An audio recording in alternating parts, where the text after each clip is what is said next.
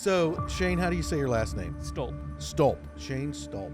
So, tell me a little bit about yourself and what you're doing. Your company is Wescom Inc. So, tell me a little bit about your company and yourself. Sure. Well, yeah, I'm Shane. So I'm just a normal dude. I got 9 kids and a wife at home.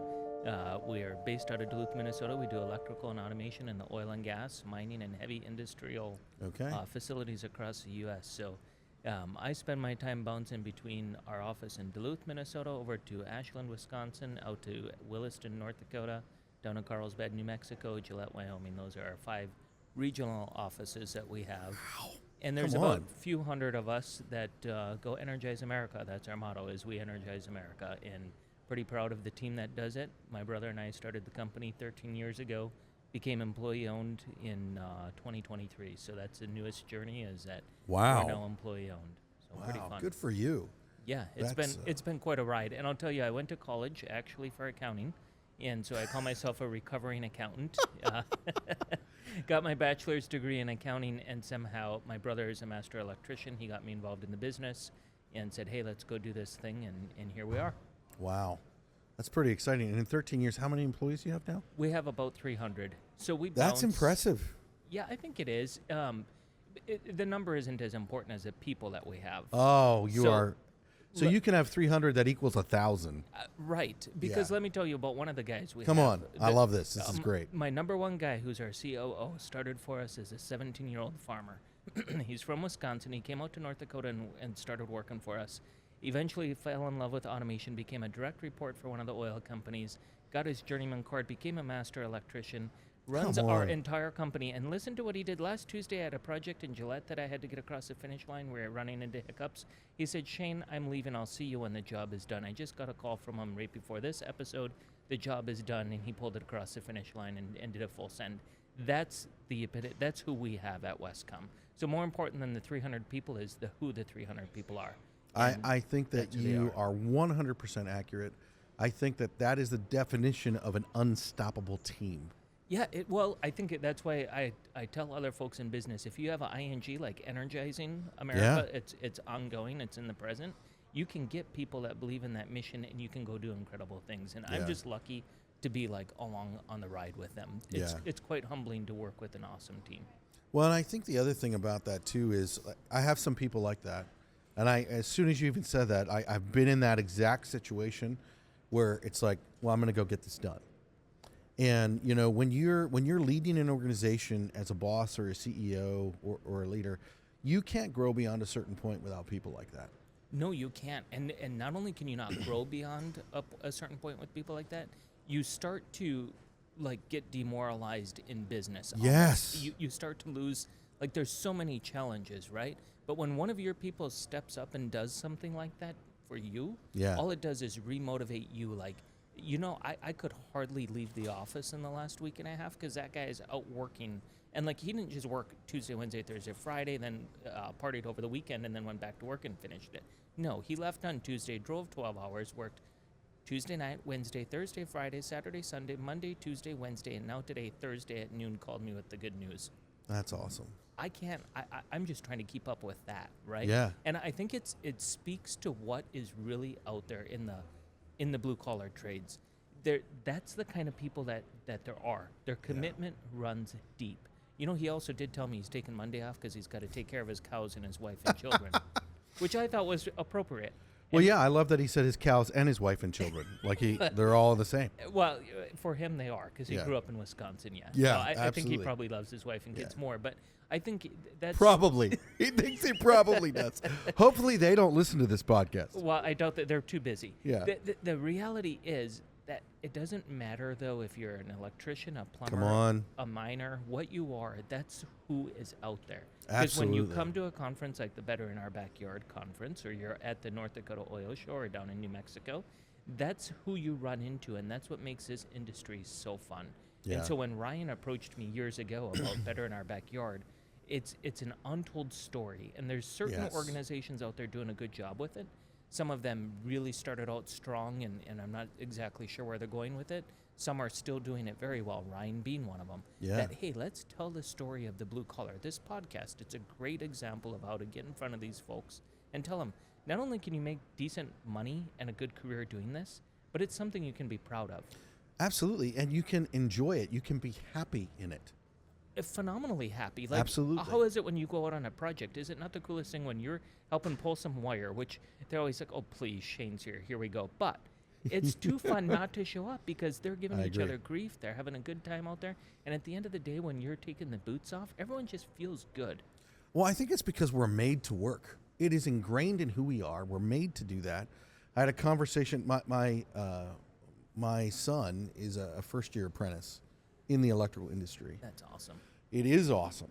And he is working, and he worked his first shutdown the other day. And you know exactly what I'm talking about, where it's like a 24-hour experience or more. And he was exhausted. He came home, and he's sitting there, and he's taking his boots off, just like you said. And I said, so how was it? And it was very hard for me as dad not to be there. But I had him with those people like you just talked about that are getting it done, because those are who I want him to learn from. Mm-hmm. And he said to me, Dad, he said, I absolutely loved it. And I'm like, why did you love it? And sorry, this is what it's about. It is about the men and women who do the work. And he goes, we were there and we were working towards a common goal together to be successful. And he goes, it was hard work. It sucked. But we succeeded together. And he goes, nobody can take that away from me. Nobody can take that away from me. And he goes, and I said, well, wasn't the work really hard? Weren't you really tired? And he said, yeah, but the guy next to me, he wasn't flinching. And so I wasn't flinching. You got me emotional here talking about my son and talking about this, because I can remember my first shutdown and those feelings. And it's like, that is who the men and women are that do this work. And it's such a full circle moment. When my son came home and passed his journeyman test, he's 21. Come and he on. passed his journeyman test. And I had the same feelings, like, step back and say, what just happened? Yeah. But what's really cool is they're experiencing what we did. And when we've done shutdowns, this brought to mind one that we did last fall. It was hot, sweaty, nasty, up in the iron ore mines of Minnesota. You come out, you're filthy. Your tools are filthy. Everything is filthy. And we have a food trailer, so I'm up there cooking dinner because it's 24 hours. You know, That is genius. The I love 12-hour that. shift is going to come off, the day shift, and the evening shift is coming on. So I'm making a dinner for the guys leaving and this breakfast for the guys coming. And as they're all arriving, they gather in a big circle. I'm not quite ready for them. And one of the guys says, all right, we need the MVP. Who is the MVP this afternoon? And they announce a name, and they all gave a big old round of applause. Come I mean, they're on. sweating, they're dirty, and they're Yeah. and they just, I'm thinking, I want to go home for a shower. Yeah. Yeah. They want to know who the MVP was for the afternoon shift so that they can give them a round. Yeah. I thought that was That's pretty awesome. cool, and I think that that's another piece of the men and women out there doing this work, is Yeah. it's not about them. Yeah. It's about the end. And Yes. if we could have that same mentality across what everyone does across the United States of America, I 100% agree. can you imagine what could happen? We would be unstoppable. We would be, and I think we'll still get there, but it starts with us continuing. You mentioned apprenticeship class. That's one of the coolest things at Wescom that we've done in the last 3 years is tested an apprenticeship program once a week at our shop out of our Duluth, Minnesota office. This year, just last week, we deployed it across the company. Come All on. 5 regional offices are coming in every Tuesday night, 3 hours. If you're an apprentice, you show up, you learn. You do this for 4 years, you graduate with a journeyman card. Life is golden for you. You have a ticket for your future. Absolutely. That is, I remember when I started, and I actually didn't want to become an electrician. I wanted nothing to do with construction. And part of that was the culture and society and what I was facing. And my father encouraged me to learn a trade. And he said, no one can take that away from you once you have it. He goes, go do whatever you want to do, but learn a trade first.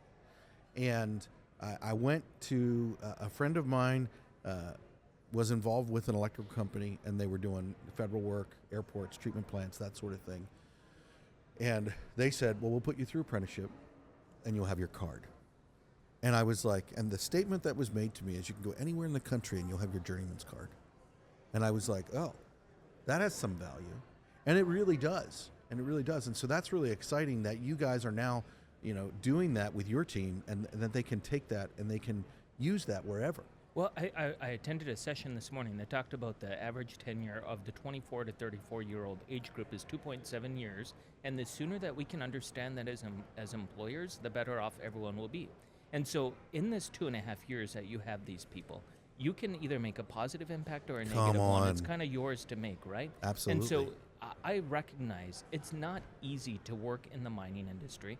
It's not easy in the oil and gas industry. Frankly, it's not easy to be a blue-collar worker. It's rewarding, but that does not mean it's easy. There's nothing in life that is easy, right, that is worth it. Good point. But how can we make this time that we have them be more impactful, right? So if they can get along in their journeyman or apprenticeship and become a journeyman, maybe they're tired of the 60 hours a week. Maybe the shutdown life isn't for them. Maybe the 7 days on, 2 days off. Maybe that doesn't work for them, and their family in Arkansas is waiting for them to come home. And Dad can go home and get a job at the local food manufacturing facility and do his 40 hours a week, but he's got that golden ticket. Come on. And you don't get that in college, right? Like that golden ticket isn't the same. Anywhere you go with the current regulations in electrical, that is a powerful card. It absolutely is. And when you talk about it, the reason you call it a golden ticket is that is something, and electrical is unique. I know we're here in the mining industry, but electrical is unique because I can remember being an apprentice, putting in utility duct bank, underground infrastructure work, carrying big 4-inch sticks of rigid on my shoulder. I thought I was badass. I was. I'm not anymore. I can't do that anymore. But I remember one day I was put on another crew and I was working with a guy that was 72 years old. And he was troubleshooting automation work.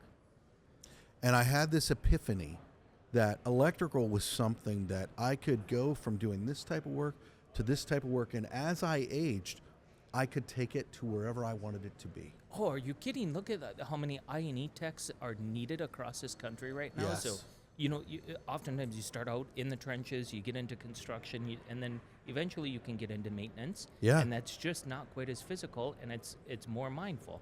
Now, there's still, though, this whole other end of it, this automation piece, that if you have a love for that, boy, you can do programming. Oh, yeah. I mean, you can actually go create a HMI screen for somebody in a control room, right?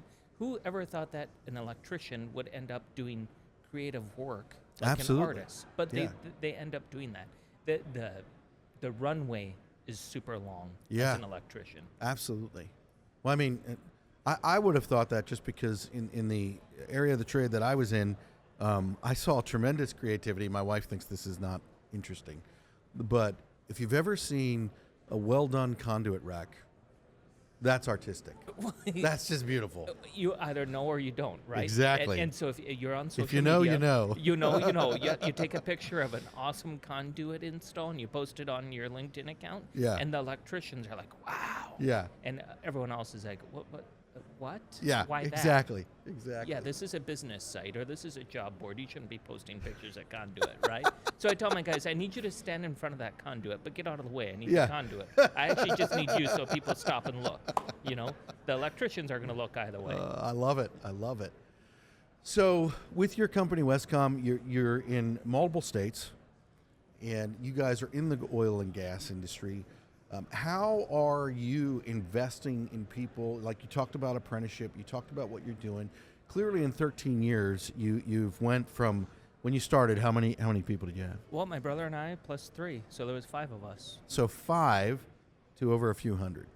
So, what are some of the things that made that success possible? Like, if you had to name 3 of them, what would be the 3 number 1 things in that process? You know what? Number 1 is I believed in the team.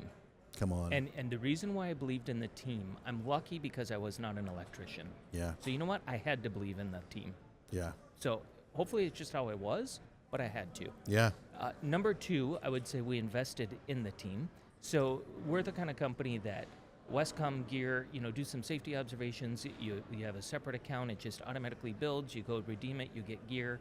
In the oil and gas industry, it was weird to see somebody with a logoed shirt on. Can you imagine this? Not at Wescom. That's very normal. Like, come on. And bonuses and, in the oil and gas industry especially, but any industrial electrician can make really, really good money. Six figure You are speaking my religion right W2s now. are just the norm, right? So somebody making $150,000 a year, and you show up as an owner and you give them a $100 Shields gift card, oh my word, you just changed their life. Yeah. But it's not because of the $100 Shields gift card. It's because you recognized at 6 o'clock that night they were out working. That's and right. Oh, by the way, you were in the trench with them helping dig it. That's right. That made a big difference. So believing in people, rewarding them, which is a basic principle. And then I think the third thing is showing them that you're not ever giving up, that you have the same commitment. So in 2015, the oil industry started hitting a little hiccup. 2013 is when we got our start. 2015, it started dipping a little bit. By 2016, the oil industry was in a panic. We still were finding new customers and getting new work, and the guys never stopped seeing us. So while our peers were falling apart, we were still growing because they seen us dig in. And they've seen us attending conferences and doing the right thing, getting on social media, making bigger connections, meeting more clients, so that even when COVID hit us pretty hard, they knew that we were still making new connections and growing. So I think the commitment from us as an organization that we're not going to give up no matter what. This producer might get slow this year. This mine might pull back a pipeline project, but we have a whole host of clients that can help us, so we have a long future. And that sense has translated those three things, believing in people, rewarding people, and then that deep commitment has now even brought us to full circle, really, in 2023, where my brother and I said, this thing grew way more. I would love to sit here and say, like, this was super intentional. Yeah. But it kind of happened, if I'm honest. Yeah. By some really, really awesome people. I can't take any of the credit. Just really awesome electricians doing really cool things. So now how do we make this a sustainable organization forever, right? Like my brother was a master electrician. He was starting to hit into his late 40s, and I'm 42 myself, and I got 9 kids. My boys, I love them, but they shouldn't just have the business, right? Like, what are we going to do with this thing?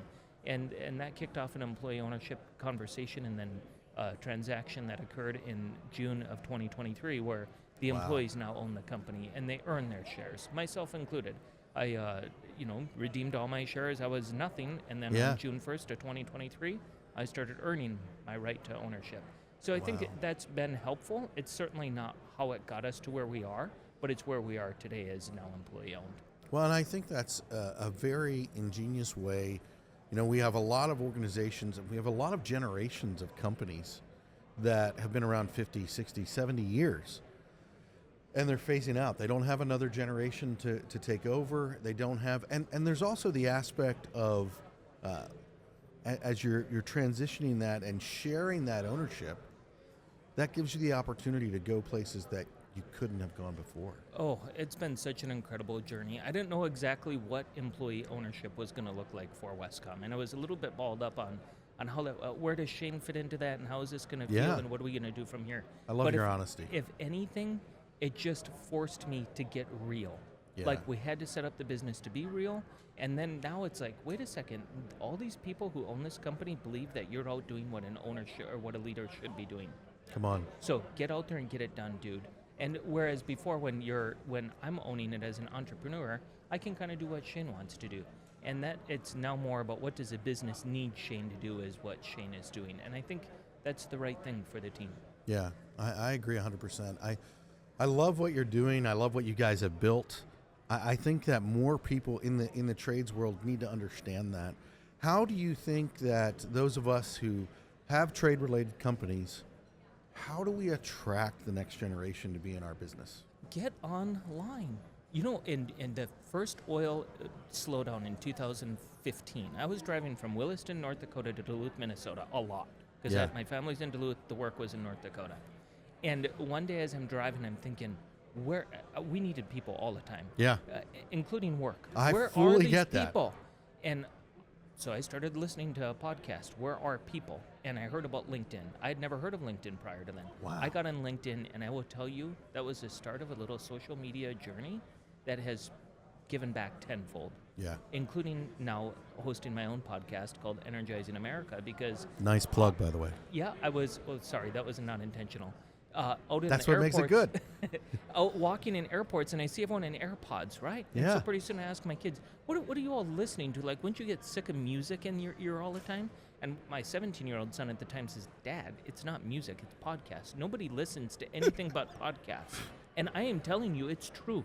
If you go on an airplane, ask people in the airport, what are you listening to? You think they're listening to ABC or CNN or some No. book? Most of them are listening to a podcast in whatever interest they have.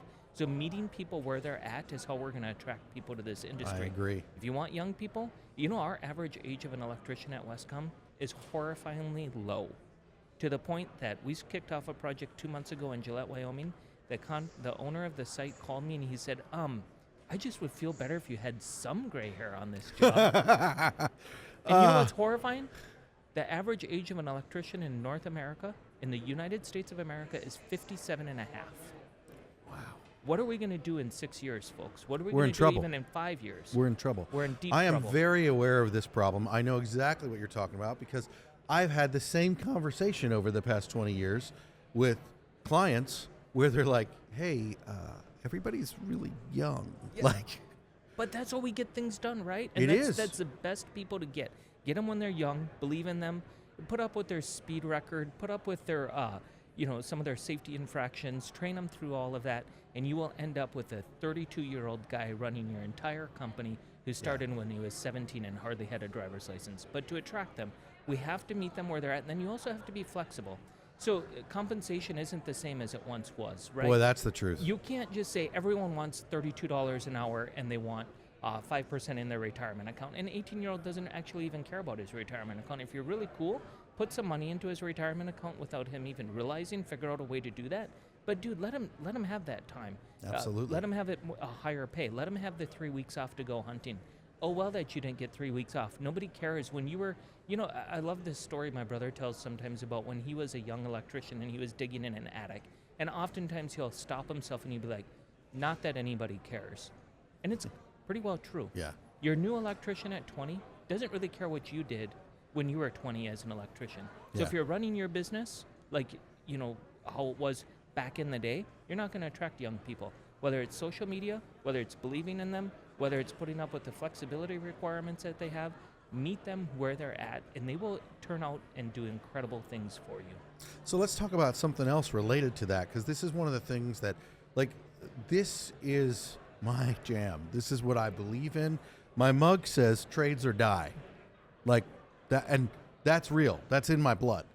So the reality is, one of the biggest things when we talk about these issues and we talk about a young workforce in the electrical industry, one of the biggest issues is, as journeymen, if you're out there now and you're working with a company, stop saying, well, I need a journeyman. When guys call and they're like, hey, I need more experienced help on this job. You are responsible to build the experienced help. You are the one to do that. So when you are the gray-haired guy on the job, be okay with working with a handful of younger guys that don't know what they're doing, and take the time to share your knowledge with them. Amen. And not only that, but find joy in it. Because Yes. somebody did it for you, right? Exactly. So this is something I've really struggled with generations ahead of us. Come on. Is why are you not okay with training somebody in? Do you think you just woke up where you are? You didn't. Somebody grabbed you by the hand. And you know what? There was something about you that they didn't like, but they still trained you. So often we There was a lot about me they didn't like, well, actually. I know with me there was too. Well, yeah, you were an accountant, so I already don't like you. So Hey, I can whip out a daily report way better than you can. No, I'm just saying there's things that that is not true. That is, you absolutely can. we can do better in Yeah. bringing these people along. 100%. And I have found that if we focus more on what we can help them with rather than what they Come don't on. do well, we're gonna do better. Yeah. So they like I said, a real deal for us is the speed. I don't know why young electricians. Well, in the industrial world, everything moves quickly, right? Yeah. So they're oftentimes in a hurry. So Bobby got pulled over for his speeding violation again. We need to fire him. Well, come on. Yeah. Actually, Bobby happens to be one of the best apprentices with a bright future, and he's the first one out on the job every morning on time, and he's the cheerleader, and he pulled more wire than anyone else last week. Why would we get rid of him because of a speeding infraction? Well, it sounds We like actually speeding's in his don't- blood in every aspect of his job. Probably, right? And we actually don't drive on a location. Yeah. So that's something that he'll outgrow, Yeah. right? So there it is. figure out the things that will outgrow and they just are what they are, and focus on what you can improve on.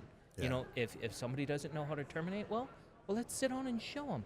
I have a 19-year-old boy who's worked for us for only this is his second year out in the field, And Brian is a 58-year-old electrician, and he's the best terminator there is. And he took my Isaac out on an oil and gas compressor station and shown him how to terminate in a PLC. And you know what happens now? Everyone wants Isaac on their job when it comes to terminating in a PLC. Come on. And it's all because Brian believed it could happen. We So need more Brians. that is the reality. If you are that gray hair on the job site, you have a responsibility and a call to invest in the next generation. And it's not about the company that you work for. It's not about the industry. It's about the future. That's what it's about. If you want to have a world that your grandchildren and your great-grandchildren can live in, where they can turn the lights on, where they can live a life that you've been enjoying for the 57, 58 years of your life, the only way for that to continue to exist is for you to take the time to invest in the Isaacs of this world. And when you do, you will find out that it was time well spent. 100%. It's a wonderful, it's a really fun, I feel like I'm like mid-career, so it's really fun to play that advocate because you can see the need, but you can also see the worth of the experience, right? So I can see that if we don't do something, there's an impending cliff. It's not a cool cliff. It's going to hurt, especially when you come to conferences like this and you're hearing the amount of electrons that our country needs. Yeah. It's phenomenal. Yeah, it is phenomenal. And every electron needs an electrician. Shane, I so appreciate this conversation. I had no idea. That we were, one, so aligned, and two, I didn't even know that you were an electrician. So Wescom Inc., where can they find you? Wescominc.com is the easiest spot. Otherwise, LinkedIn, we're always on there. And all the other social media ones, I just happen to know LinkedIn the best. I think LinkedIn is where it's at. My favorite, too. So your podcast, where do they find your podcast? Energizing America on all the major podcast, Apple, Spotify, they're everywhere. So weekly, we do much the same. Just talk about the stories of the industrial workforce. That's so awesome. Come join us. That's awesome. Yeah. Shane, thank you for stepping up to the line. Hey, thank you. Greatly appreciate it.